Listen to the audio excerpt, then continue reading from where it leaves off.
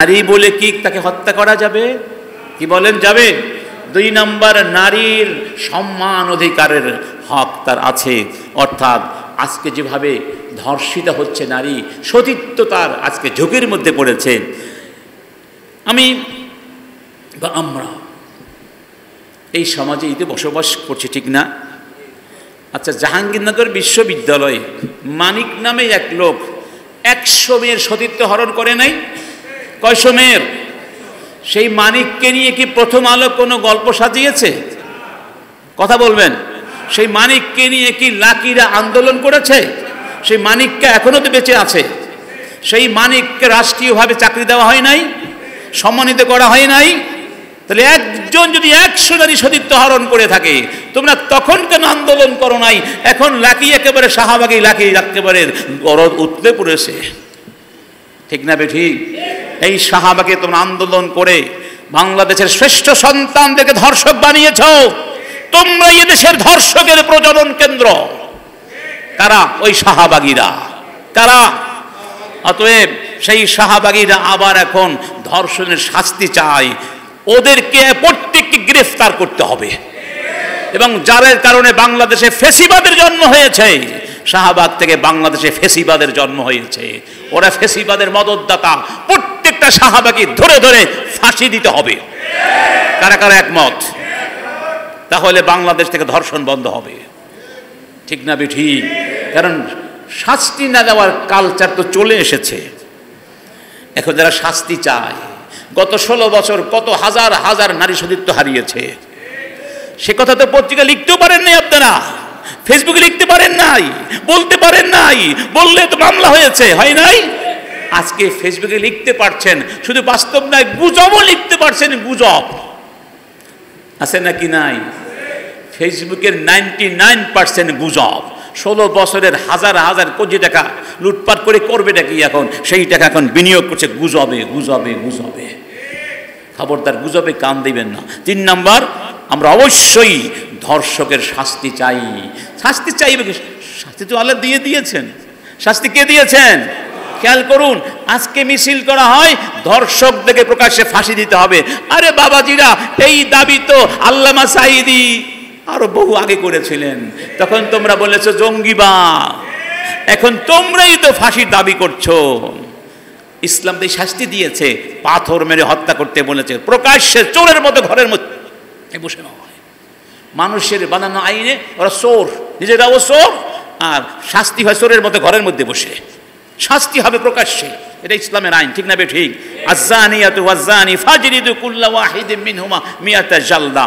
যদি বিবাহিত না হয়, অবিবাহিত হয়, ব্যভিচারকারী নারী পুরুষ, আল্লাহ বলছেন 100 বেত্রাঘাত দাও। ওয়ালা তা'খুযকুম বিহিমা রাআফা ফি দীনিল্লাহ। আল্লাহর আইন প্রতিষ্ঠা করতে গিয়ে কোনো দয়া মায়া থাকতে পারবে না। ইন কুনতুম তুমিনুনা বিল্লাহি ওয়াল ইয়াউমিল আখির, ঈমানদার যদি হয়ে থাকো, ওয়াল ইয়াশহাদ আযাবাহুমা তাইফাতুম মিনাল মুমিনিন।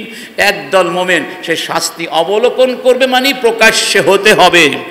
আর হাদিসে বলা হয়েছে আশ-শাইখু ওয়াশ-শাইখাতু ইযা জানায়া ফারজুমুহুমা। যদি বিবাহিত নারী পুরুষ এই অপকর্ম করে, তাদেরকে পাথর মেরে হত্যা করো। ধর্ষণ তো ব্যভিচার, এটা জোরপূর্বক ব্যভিচার। এখানে দুটো অপরাধ, একটা ব্যভিচারের, আরেকটি অন্যের উপরে জোর প্রয়োগ করা, ঠিক না বেঠিক? অতএব এখানে স্পষ্ট ইসলামের বিধান ছাড়া কোনো উপায় বেশি লাগবে না। 1 2 জন ধর্ষককে চট্টগ্রামের পেরের মাঠে এনে লক্ষ জনতার সামনে পাথর মেরে হত্যা করো, কণ্ঠ মাটির মধ্যে সমাধিস্থ করে দেখবে লক্ষ লক্ষ ধর্ষক ঠিক হয়ে গেছে। ইসলামের আইন মানবে, ইসলামের আইনের কাছে আসে না। ইসলামের কথা বলে তখন ভালো লাগে না, ঠিক না বেটি? আসলে ইসলাম ছাড়া আমাদের মুক্তির কোনো পথ। এখনো যদি এই সত্য আমরা না বুঝি, কখন আর বুঝবো? আর মনে হয় মৃত্যুর পরে বোঝা হবে না। ইন্না লিল্লাহি। ইসলামের পক্ষে কারা কারা আছেন? কারা কারা আছেন? আল্লাহ তুমি কবুল করো। 1 নম্বর, জীবন রক্ষার অধিকার। 2 নম্বর, সম্মান রক্ষার অধিকার। একটু খেয়াল করুন, আমাদেরকে বোঝানো হয়, ওরা বোঝায় ইসলাম এত নিষ্ঠুর, এত সংকীর্ণ মনা মৌলবাদীরা নারীদেরকে একেবারে পর্দা দিয়ে ঢেকে রাখে। না, আমাদের আশ-শাইখাতু হাসিনা ছিল না, আশ-শাইখাতু হাসিনা, একদিন আলোচনায় বলেছিলেন এটা ওটা তাঁবুর মতো, তাঁবুর মতো যেই মেয়েরা নেকাব পরে টিটকারি করে বলেছিল হাসিনা, তাঁবু বলেছিল। নাউজুবিল্লাহ বলেন। হিজাবটা কার বিধান? হিজাবের বিধান অকাট্য বিধান। এই বিধান নিয়ে যারা ব্যঙ্গ করবে তারা কাফের, কাফের, কাফের। আল্লাহর অকাট্য বিধান নিয়ে ব্যঙ্গ করার কোনো অধিকার কারো নাই। আসুন, হিজাব কি নারীকে কষ্ট দেওয়ার জন্যে? না ভাই, না। আল্লাহ নারীকে পছন্দ করেন, আল্লাহ নারীকে চান যেন নারীর গায়ে হাত দেওয়া তো দূরের কথা, নারীর দিকে কোনো লোলুপ দৃষ্টিকেও ফেলতে পারবে না। নারীর মান সম্মান নিয়ে কোনো লিসান কলঙ্ক ছড়াবার সুযোগ যেন না পায়, এই জন্য আল্লাহ হিজাবের বিধান দিয়ে দিয়েছে। কেমন বিধান, কত সূক্ষ্ম কথা। ওয়ালিয়াদরিবনা বিখুমুরিহিন্না আলা জুয়ুবিহিন্না, হে নারীরা তোমরা একটা ওড়না দিয়ে বক্ষ দেশ ঢেকে রাখো। কার বিধান? আল্লাহর বিধান। সূক্ষ্ম কথা, সূক্ষ্ম কথা। ওয়ালা ইয়াদরিবনা বিআরজুলিহিন্না লিইউলামা মা ইউখফিনা মিন জিনাতিহিন, এত সজোরে পা ফেলো না যাতে তোমার দেহের ভেতরে লুকিয়ে থাকা অলংকারের ঝংকার শোনা যায়, নূপুর নিক্কণ শোনা যায়। আস্তে আস্তে হাঁটবে, সৌম্যের সাথে, ভাব গাম্ভীর্যপূর্ণভাবে। সুবহানাল্লাহ। কুল্লিল মুমিনিনা ইয়া আইয়ুহান নাবিয়্যু কুল লিআজওয়াজিকা ওয়া বানাতিকা ওয়া নিসাইল মুমিনিন ইউদনিনা আলাইহিন্না মিন জালাবিবিহিন্না যালিকা আদনা আন ইউরাফনা ফালা ইউযাইনা ওয়া কানা আল্লাহু গফুরার রহিমা। আল্লাহ বলছেন মেয়েদেরকে পর্দা করতে বলুন, তাহলে তাদেরকে সহজে চেনা যাবে, কেউ কষ্ট দেবে। আমেরিকায় এক মহিলা পরীক্ষা করেছে, এক্সপেরিমেন্ট করেছে। সে একবার হিজাব পরে নিকাব পরে কয়েক মাইল হেঁটেছে, কয়েক মাইল একা একা। এই কয়েক মাইলের মধ্যে কোনো পুরুষ তাকে টিস করে নাই। ওই মহিলাই আবার হিজাব খুলে আপত্তিকর পোশাকে ওই পথে হেঁটেছে এবং কয়েকশো মানুষ তাকে টিস করেছে। এটা খ্রিস্টান নারীর বাস্তব এক্সপেরিমেন্ট থেকে পত্রিকা এসেছিল, লেখাটা তার নিজের গবেষণা এসেছিল। এটা কার বিধান? কার বিধান? হিজাবকে বাদ দিয়ে নারীর নিরাপত্তা চিন্তা করা, এটা হবে বোকামি। এটা কি বোকামি? এটা কি? আরেকটি কথা, আমাদের এই বর্তমান সরকারের সব কাজই তো ভালো না, কিছু খারাপ কাজও তো আছে নাকি নাই? খারাপ বলতে আমরা সবসময় চিন্তা করি ইসলাম দিয়ে। কি দিয়ে? দুনিয়ার টাকা পয়সা বাবাজি, এটা ব্যাপার হল ইমান। সম্প্রতি নারী দিবসে কিছু নারীকে সম্মাননা দেওয়া হয়েছে, অদম্য নারী পুরস্কার দেওয়া হয়েছে একজন ট্রান্সজেন্ডারকে। ট্রান্সজেন্ডার মানে কি? সেই লোকটা পুরুষ, তার নাম আসলে আছে কি পুরুষ, পুল্লিঙ্গটা কেটে দিয়ে সে নারী সেজেছে। লিঙ্গ কাটলে কি পুরুষ নারী হয়ে যায়? অথবা একটু চেহারাকে মেকআপ দিয়ে নারীর মতো করে নারীর পোশাক করলে নারী হয়ে যায়? কি বলেন হবে? রাসূল কারীম বলেছেন লাআনাল্লাহু, আল্লাহ পাক লাআনাত করবেন আল মুতাখান্নিফিন, অথবা আন-নিসা তালবাস মালাবিসার রিজাল বিহাদাল মানা ওয়ার রিজাল ইয়ালবাস মালাবিসার রিজাল, অর্থাৎ আল মুতাশাব্বিহিনা মিনার রিজাল বিন নিসা ওয়াল মুতাশাব্বিহাত মিনান নিসা বির রিজাল। যেই সমস্ত নারী পুরুষ হতে চায়, পুরুষের মতো চালচলন করে কিংবা পুরুষ নারীর মতো চালচলন করে, তাদের উপরে আল্লাহর লাআনাত বর্ষিত হবে। কারণ সে প্রাকৃতিক নিয়মে ভেঙে দিতে চায়, ন্যাচারাল সিস্টেম ধ্বংস করতে চায়, নিজাম তবি ধ্বংস করতে চায়। আল্লাহ নারীকে নারী বানিয়েছেন, পুরুষকে পুরুষ বানিয়েছেন এবং নারী পুরুষের মধ্যে সব ক্ষেত্রে সমতা দিয়েছেন। শুধু কয়েকটা জিনিস ছাড়া, যেই জিনিসগুলো শারীরিক গঠনের কারণে পার্থক্য হতে বাধ্য, অন্যথায় কোনো পার্থক্য। এটা একটা অধিকার, সেটা হলো সমান প্রাপ্তির অধিকার। আল্লাহ কোরআনের বহু জায়গায় অর্থে বলেছেন মান আমিলা সালিহাম মিন যাকারিন আও উনসা ওয়া হুয়া মুমিন ওয়া হুয়া ফালানুহইয়ান্নাহু হায়াতান তাইয়্যিবা ওয়া লা নাজজিয়ান্নাহুম আজরাহুম বিআহসানি মা কানু ইয়ামালুন। ভালো কাজ যারা করবে, নারী হোক পুরুষ হোক, কোনো ভেদাভেদ নাই, আমি সমান দেব। সুবহানাল্লাহ।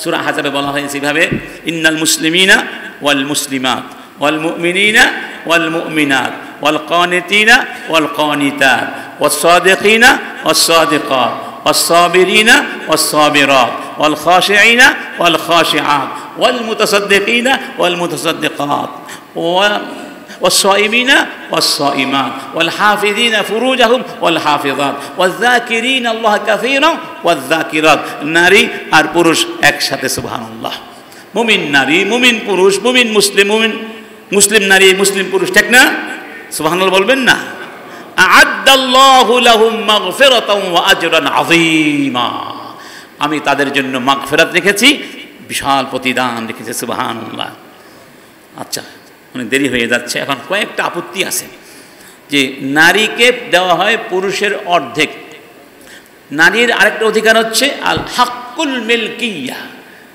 হাক্কু মালিকানার অধিকার অথবা অর্থনৈতিক অধিকার এটা দিয়ে আমরা শেষ করে চলে যাব এখানে একটা সময় ছিল নারীর কোনো মালিকানাই স্বীকার করা হতো না ইসলাম নারী পুরুষ সবাইকেই ওনারশিপ হাক্কুল মিলকিয়া দিয়েছে লিররিজালি নাসীবুম মিম্মা ইকতাসাবু ওয়ালিন-নিসাই নাসীবুম মিম্মা ইকতাসাবনা আল্লাহ বলেছেন পুরুষরা যা অর্জন করবে সেগুলো তার নারীরা যা উপার্জন করবে সেগুলো কি তার অর্থাৎ নারীদের স্বতন্ত্র মালিকানা আছে নারীর মালিকানায় আপনি স্বামী হলেও অবৈধ হস্তক্ষেপ করতে পারবেন আছে নাকি নাই আচ্ছা যেমন ধরুন আপনার মিরাস উত্তরাধিকার নিয়ে অনেক আলোচনা নাস্তিকরা নারীবাদীরা নারী আর পুরুষকে সব জায়গায় সমান করে দিতে চায় এমনকি ওই যে কিছু কিছু ক্ষেত্রে আলাদা আছে না বিশেষ কারণে এটা হতেই হবে এটা হতেই যেমন উত্তরাধিকারের ক্ষেত্রে উত্তরাধিকারের মধ্যে 40টা অবস্থা আছে নারী আর পুরুষের মিরাসের এখান থেকে মাত্র কয়েকটি অবস্থায় পুরুষ নারীর দ্বিগুণ পায় আর বেশিরভাগ ক্ষেত্রে নারী বেশি পায় সুবহানাল্লাহ বলবেন না এখন বলা হলো এই কয়েকটি অবস্থায় যে পায় বাবার সম্পত্তিতে ভাই আর বোন কি পায় বোন অর্ধেক পায় ভাই দ্বিগুণ পায় ঠিক না আচ্ছা এটি কি অযৌক্তিক বলুন অবৈজ্ঞানিক কেন অবৈজ্ঞানিক হবে নারীকে তো এক পয়সাও ব্যয় করার দায়িত্ব দেওয়া হয় না হয় এবং দায়িত্ব দেওয়া জায়েজ নাই আপনি চাপিয়ে দিতে পারবেন না হয় বাবা ব্যয় করবে স্বামী ব্যয় করবে সন্তান ব্যয় করবে একটা পর্যায়ে গিয়ে কোনো একটা বিশ্ব অবস্থা হতে তো নারীকে যেখানে নাফাকা অর্থাৎ ব্যয় ভারের কোনো দায়িত্ব দেওয়া হয় নাই সেখানে যদি ইসলাম বলতো যেহেতু তোমাকে কোনো কিছু ব্যয় করার দায়িত্ব দেওয়া হয় নাই তাই তোমাকে মিরাস থেকে পুরোটাই বাদ দিয়ে দেওয়া হয়েছে তাহলেও তো বলার কিছু ছিল না ঠিক না কিন্তু কেন দিয়েছেন কেন আল্লাহ তারপরও নারীকে মিরাস উত্তরাধিকার দিয়েছেন কারণ এক নম্বর নারীর একটা আত্মমর্যাদা বোধ আছে মনুষ্যত্ব বোধ আছে আর মানুষ হিসাবে প্রত্যেকেই কিছুর মালিক হতে চায় এই যে মালিকানার ক্ষুধা এই ক্ষুধাটা নিবারণ করাটাও একটা কি দাবি স্বভাবের দাবি এক নম্বর দুই নম্বর একটা হলো মানে আপনি ব্যয় করতে বাধ্য আরেকটা আমি বাধ্য নই আমি ঐচ্ছিক দান করতে চাই নারীদের অধিকার নাই সে বাবাকে দিতে পারে মাকে মসজিদে দান করতে পারে মানুষকে দান করতে পারে তার দান করার তো অধিকার আছে নাকি নাই এই জন্য আল্লাহ পাক নারীকে সম্পদ দিয়েছেন কিন্তু ঠকান নাই আল্লাহ কেন ঠকাবেন আল্লাহ কি কারোর প্রতি পক্ষপাতিত্ব আছে বলুন ঠকাবেন কেন সুবহানাল্লাহ বলবেন না যেমন ধরুন একটা লোক মারা গেল 1 লক্ষ টাকা রেখে কয় লক্ষ টাকা 1 লক্ষ টাকা তাহলে ভাই পাবে কত বোন পাবে কত একটা মেয়ে একটা ছেলে রেখে মারা গেল তাহলে ভাই পাবে ডাবল পাবে না কত পাবে কত পাবে বলুন আচ্ছা সহজ করে দিই 60,000 টাকা বোন বললো 20,000 ভাই বললো 40 খেয়াল করবেন আচ্ছা এই বোনকে বিয়ে দিবে কে টাকা লাগবে না বোনের টাকা কিন্তু ব্যয় করবে না ওটা রয়ে গেছে ভাই বোনকে বিয়ে দিল আচ্ছা ভাই বিয়ে করবে না টাকা লাগবে না তাহলে ভাই টাকা কিছু থাকবে বউকে মোহরানা দিতে হলো বিয়ের খরচ বোনের বিয়ের খরচ ভাই ওই টাকা কিছু হাতে থাকবে না কিন্তু বোনের টাকা ঠিকই আবার বোনকে বিয়ে দিল সে আবার মোহরানা পেল 20,000 টাকা হয়ে গেল কত 40,000। এজন্য মেয়েদের সম্পদে বরকত বেশি, সুবহানাল্লাহ। কারণ এটা সহজে ভাঙ্গা দরকার হয় না। বরকত আল্লাহ বরকত দান করেন, সুবহানাল্লাহ বলবেন না? তাহলে ভাই যা পেলেন সব শেষ, আর বোনেরটা কিন্তু বাড়তেই থাকলো, বাড়তেই থাকলো। ঠকালেন না জিতিয়ে দিলেন? বলুন আলহামদুলিল্লাহ, বলবো না? এবার আসুন, মেয়েরা আপত্তি করে যে আমাদেরকে চাকরি করতে ইসলাম দেয় না। ইসলাম শ্রমের মাধ্যমে, বৈধ শ্রমের মাধ্যমে চাকরি বাকরি করার মাধ্যমে উপার্জন করতে দেয় না, এই কথাটা ঠিক না। নারী চাইলে চাকরি করতে পারবে, কোনো অসুবিধা। কারণ নারী পুরুষের সামষ্টিক অবদান মানব সভ্যতা, ঠিক না? দেশ কি আপনি একাই করবে? নারীরাও করবে। শর্ত আছে। শর্ত হলো তার পারিবারিক দায়িত্ব অবহেলা করা যাবে, মাতৃত্বের দায়িত্বের প্রতি অবহেলা করা যাবে। 2 নম্বর, পরিবেশ দিতে হবে সেরকম যেই পরিবেশে নারীর সতীত্ব রক্ষার গ্যারান্টি আছে।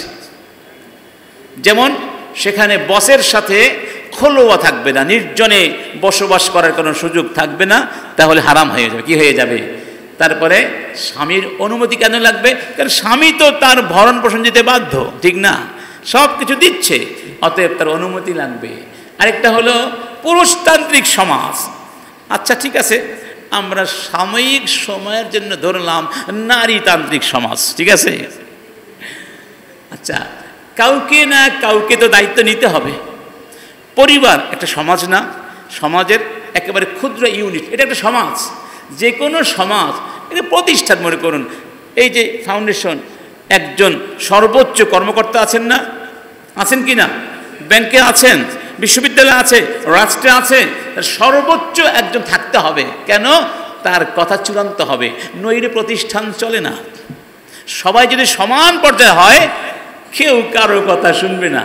আল্লাহ নিজেই বলেছেন, মাত্তাখাদাল্লাহু মিন ওয়ালাদ ওয়া মা কানা মাআহু মিন ইলাহ ইযাল লা যাহাবা কুল্লু ইলাহিন বিমা খালাক ওয়া লা আলা বা'দুহুম আলা বা'দ সুবহানাল্লাহি আম্মা ইয়াসিফুন। যদি একাধিক আল্লাহ হতেন, ইলাহ একাধিক হতেন, তাহলে প্রত্যেকেই কি করত? পরস্পর মারামারি করত, সবাই স্বাতন্ত্র্য চাইতো, ক্ষমতা দেখাতো। এখন পুরুষ আর নারী কাউকে না কাউকে পরিবারের প্রধান হতে হবে। আপনাকে আল্লাহ যে জ্ঞান দিয়েছে, আপনি আপনার জ্ঞান দিয়ে বলুন, পরিবার নামক প্রতিষ্ঠান পরিচালনা করতে ঘরের এবং বাহিরের সবচেয়ে যোগ্যতা সম্পন্ন ব্যক্তিকে নারী না পুরুষ? বলুন, একেবারে নিরপেক্ষভাবে বলবেন। কারণ এটা একটা যুদ্ধের ময়দান, উপার্জন করতে হবে, মাথার ঘাম পায়ে ফেলতে হবে, মারামারিও করতে হবে, ঠিক না? রাত 2টায় 3টায় ঘরে ফিরতে হবে। আল্লাহ পাক বলেছেন, আর রিজালু কাওয়ামুনা আলান নিসা। আমি পুরুষকে বানিয়েছি অভিভাবক, স্বৈরচারী না, ফেসিবাদী না, অভিভাবক। খেয়াল করবেন, তার মানে পারিবারিক জীবনে নারীর কোনো ক্ষমতা নেই তা না। ওয়াল মারআতু রাইয়াতুন ফি বাইতি যাওজিহা। নারীকে বলা হয় তার স্বামীর ঘরের দায়িত্বশীলা। নারীও দায়িত্বশীলা, পুরুষও দায়িত্বশীল। তবে স্বামীকে দিতে হবে কি? অগ্রাধিকার। কারণ তিনি পরিবারের নেতা হবে, নইলে পরিবারটা ভেঙে চুরে চুরমার হয়ে যাবে। কারণ কি? 2টা কারণ। একটা হলো বিমা ফাদ্দালাল্লাহু বা'দাহুম আলা বা'দ। এটা আল্লাহ বলেন, আমার ইচ্ছা, আমি যাকে খুশি তাকে প্রাধান্য দেই, এখানে তোমাদের কিছু বলার নাই। সুবহানাল্লাহ। অবিমা আনফাকু মিন আমওয়ালিহিম। আরেকটা হলো এই পুরুষ তার কষ্টার্জিত অর্থ দিয়ে পরিবারটা গড়েছে, সে পরিবারের জন্য খরচ করে, ব্যয় করে, অতএব তার একটা কথার দাম থাকতে হবে, নইলে পরিবারটা চলবে। ধরুন একজন পুরুষ যখন বউর সাথে রাগ করে, তার জবানে তালাক শব্দটা বারবার আসে, কিন্তু উচ্চারণ করতে ভয় পায়। কেন? এত বছরের সব কষ্ট মাটি হয়ে যাবে। ওই যে টাকা পয়সার হিসাব আছে না, আস্তে করে আবার সহ্য করে। এরকম সহ্য না হলে ঘরবাড়ি থাকতো না। আল্লাহ পাক তার হিকমত আছে। তবে স্বামী যারা অভিভাবক তারা জালেম হতে পারবে না, জুলুম করার কোনো সুযোগ। পরিবারটা হচ্ছে, আগেই বলেছি, সহযোগিতার মাধ্যমে, ভালোবাসার মাধ্যমে, পরামর্শ ভিত্তিক, এবং প্রত্যেক প্রত্যেককেই তার যোগ্যতা এবং তার যে জুরিসডিকশন রয়েছে, দায়িত্বের যে পরিধি রয়েছে, তার মধ্যে কাজ করার সুযোগ দিতে হবে। আপনি আমি ডিক্টেটর হতে পারবো না, তাহলে আল্লাহর কাছে জালেমের খাতায় নাম লেখাতে। চূড়ান্ত কথা হল, আরেকটি পয়েন্ট শেষ করে দিচ্ছি, নারীদের সাক্ষ্য অর্ধেক পুরুষের।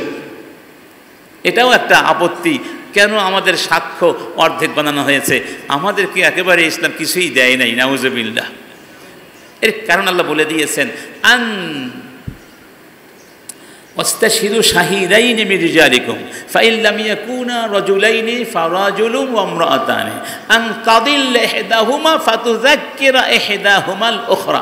খেয়াল করবেন, নারীদের সাক্ষ্য অর্ধেক পুরুষের, সব জায়গায় না।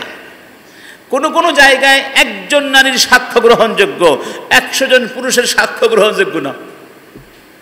আছে নাকি নাই? যেমন ধরুন, এখানে নারীদের একটা বিয়ের বাড়ি, ভিতরে মহিলারা, বাহিরে পুরুষ। ওখানে একটা মানুষ মারা গেছে, চুরি হয়েছে, ওখানে কোনো পুরুষ ছিল? ওখানে পুরুষের সাক্ষ্য গ্রহণযোগ্য হবে না, একজন নারীর সাক্ষ্য গ্রহণযোগ্য হবে। সুবহানাল্লাহ বলবেন না? কোন ক্ষেত্রে নারী অর্ধেক? এর মধ্যে একটি হলো অর্থনৈতিক কর্মকাণ্ডে। অর্থনৈতিক, আচ্ছা বলুন, টাকা পয়সা মনে করিয়ে দিবে, কারণ মনে থাকার কথা নয়। সুবহানাল্লাহ বলবেন না? যার যেই কাজ সে সেটা নিয়ে ভাবে, সেটা তার মনে থাকে, তার টাকা পয়সার লেনদেন, আয় ব্যয়, ব্যবসা বাণিজ্য, এটা মূলত পুরুষের কাজ। ঠিক না? ঠিক, তাদের জন্য মনে রাখা সহজ। 2 নম্বর হলো, বিয়ের ক্ষেত্রে সাক্ষী একজন পুরুষ, 2 জন মহিলা হতে পারে। কারণ মনে করেন বেশিরভাগ বিয়ে কোথায় হয়? সমাজে হয়, যেখানে পুরুষ মানুষ থাকে। এখানে মেয়েদের কাজ কি? পুরুষের সমাজে কি মেয়েরা আসাটা স্বাভাবিক না অস্বাভাবিক?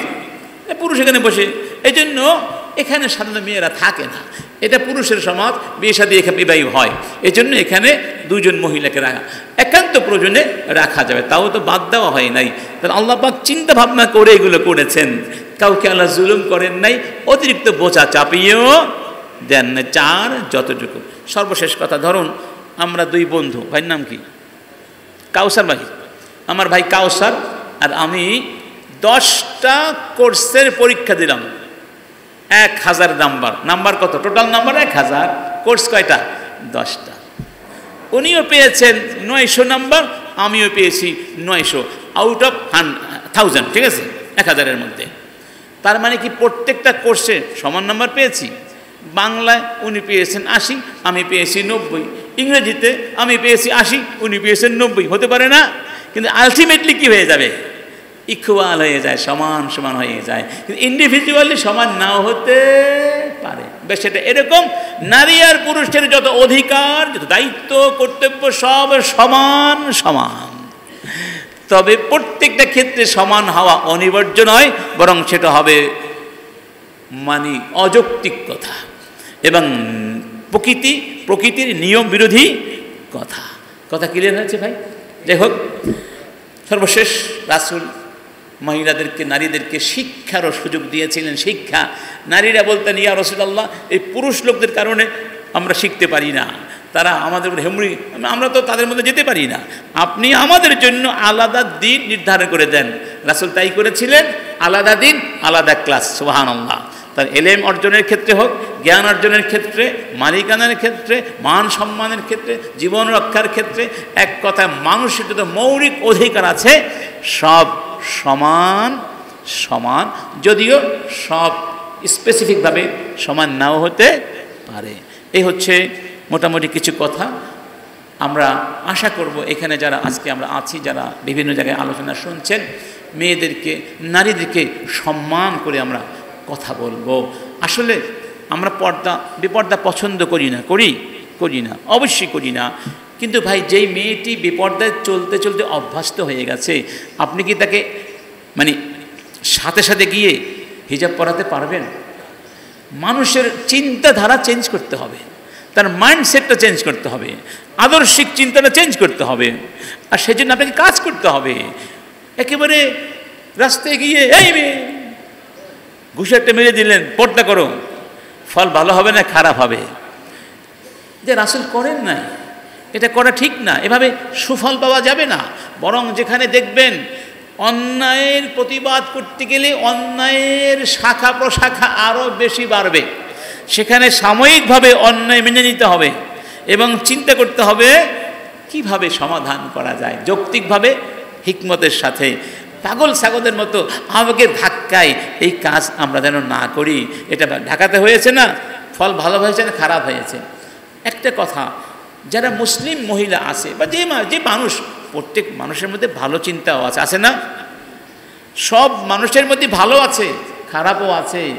খারাপ যতই হোক চেষ্টা করলে সে একসময় ভালো হতেও পারে, নিরাশ হওয়া যাবে।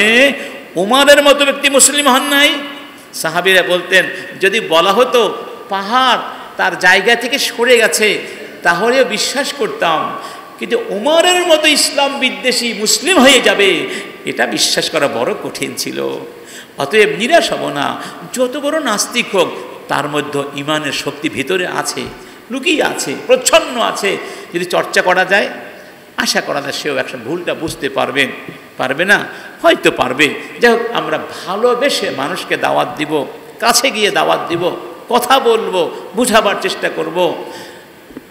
এরপরে যদি কেউ ভালো হয় আলহামদুলিল্লাহ, আর না হলে তো আমার কিছু করার নাই। হিসাব কার কাছে হবে? কার কাছে? ভালো করলে ভালো, খারাপ করলে খারাপ। আমরা ইনশাআল্লাহ সবাইকে সম্মান করে কথা বলবো, নারী হোক পুরুষ হোক, বরং সম্মান করলে সম্মান পাওয়া যায়। সম্মান, ছোট একটা কাহিনী বলি, শেষ করি। মালয়েশিয়া গিয়েছিলাম এই কয়েক বছর আগে সেমিনারে। তো রাত 12টায় এসে পৌঁছালাম ঢাকা এয়ারপোর্টে। সকাল 8টায় আমার বিমান ঢাকা থেকে চিটংগে। ভাবলাম রাত অনেক হয়ে গেছে, রাস্তাঘাট ভালো না, এখানেই থাকবো, ঈশান নামাজ পড়বো, তারপরে একটু কোরআন শরীফ পড়বো, সকাল হয়ে যাবে। একটা মহিলাও আমার সাথে এসেছিলেন, ইয়াং এবং পাং বানালে কী বলে, খুব স্টাইলিস্ট। তো বসে আছে আমার পাশে, সেও যাচ্ছে না ভয়ে, রাস্তাঘাট ভালো না, তখন একটু সমস্যা ছিল। আমি নামাজ পড়লাম, বসে বসে কোরআন পড়লাম, অনেকক্ষণ কোরআন পড়লাম। তো মহিলা বলে কি আপনি কি করেন? বলি কোরআন পড়ি। কেন? বললাম যে আমি তো কোরআন মুখস্থ করেছি, রিভাইজ দিচ্ছি, সময়টা কাজে লাগাচ্ছি। কোরআন মুখস্থ করেছেন? কেন? কোরআন তো বইতে লেখা আছে, মুখস্থ করে লাভ কি? বললাম আপনি কি মুসলিম না? বলে আমি মুসলিম। আপনি কেমন কথা বললেন? তখন সে বলে দেখেন এই কোরআন ভালো লাগে না, এগুলো কোরআন মেয়েদেরকে মারতে বলে, কোরআন মেয়েদেরকে মারতে বলে। সে বলে আমি বিয়ে করেছিলাম, স্বামীকে ছেড়ে দিয়ে চলে গেছি, এখন বিভিন্ন ব্যবসা বাণিজ্য করে দেশে দেশে ঘোরে। ভালো কথা। বললাম যে আচ্ছা কোরআন মারতে বলেছে কোন জায়গায়? বলে জানেন না, সূরা নিসার অমুক আয়াত আছে না কোন নিসায়? আমি বললাম ঠিকই, ওই আয়াতের নাম্বার মনে আছে, কিন্তু আর কিছু পারুকার নাম্বার মনে রেখেছে। আমি বললাম যে মারতে বলেছে, মারা মানে কি? প্রথম হলো কি প্রথম ফাইদু হুন না, ওয়াজ করো, ঠিক না? তারপরে বলা হয়েছে কি বিছানা আলাদা করে দাও, ঠিক না? তারপরে ফাদরিবু হুন না, তারপরে মারো, ধাপে ধাপে।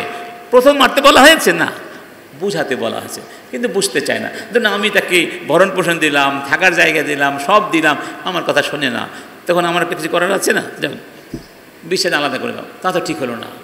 এখন মারা মানে কি গরুর মতো মারা? না। এর ব্যাখ্যা কি? ইবনু আব্বাস বলেছেন মেসওয়াক দিয়ে গুতা মারা। মহিলা বললেন এগুলো কোথায় পেয়েছেন? বললাম এই দেখেন। আমি দেখালাম, তখন মহিলা চুপ হয়ে গেল। বলে দেখুন আসলে মারা মানে কি, এখানে মারা মানে গরুর মতো মারা না, এটা একটা প্রতীকী প্রতিবাদ। মানে স্বামী বোঝাতে চায় দেখো আমি আর তোমার সাথে থাকতে পারছি না, আমার পক্ষে সম্ভব না, এটা বোঝাবার জন্য মেসওয়াক দিয়ে গুতা মারবে। সুবহানাল্লাহ বলবেন না? ইবনে আব্বাসের ব্যাখ্যা, গরুর মতো মারার নাম ইসলাম নয়। কারণ মুসলমানের ব্যক্তিত্ব ওই মানের ব্যক্তিত্ব যে মেসওয়াক দিয়ে গুতা মারলে তার কাছে মনে হবে তলোয়ার দিয়ে আঘাত করেছে। এইরকম ব্যক্তিত্ব সম্পন্ন মুসলমান ইসলাম দেখতে চায়। সুবহানাল্লাহ। যাই হোক, আমরা দোয়া করি আল্লাহ পাক আমাদের সমস্ত মাদেরকে, বোনদেরকে, মেয়েদেরকে যারা ইসলাম না বোঝার কারণে পাশ্চাত্যের ফাঁদে পড়ে, শয়তানের ফাঁদে পড়ে বিপদগামী হয়েছে, সিগারেট ধরেছে, মদ ধরেছে, আল্লাহ পাক ওই মেয়েগুলোকে ইসলামের মধ্যে ফিরিয়ে দেন। আমাদের মেয়েগুলোকে খাঁটি মুসলিম হওয়ার তৌফিক দান করুন। এবং আমাদের মেয়েদেরকে, মাদেরকে আল্লাহ পাক যে অধিকারগুলো দিয়েছেন, সেই সম্মান দিয়েছেন, এগুলো যেন আমরা আদায় করে দেই। দুর্বল পেয়ে ইচ্ছে মতো মারব, ইচ্ছে মতো গালি দিব, ইচ্ছে মতো বাপ দাদার নাম নিয়ে তাকে অপমান করব, প্রত্যেকটা আচরণের জবাব দিতে হবে ভাই, জবাব দিতে হবে। স্ত্রীদেরকে কষ্ট আমরা দেব না ইনশা, অপমান করব না ইনশা, বরং সম্মান করবেন। আল্লাহ আপনার সম্মান বাড়িয়ে দিবেন। ওয়া আখিরু দাওয়ানা আলহামদুলিল্লাহি রাব্বিল আলামিন। আসসালামু আলাইকুম ওয়া রাহমাতুল্লাহি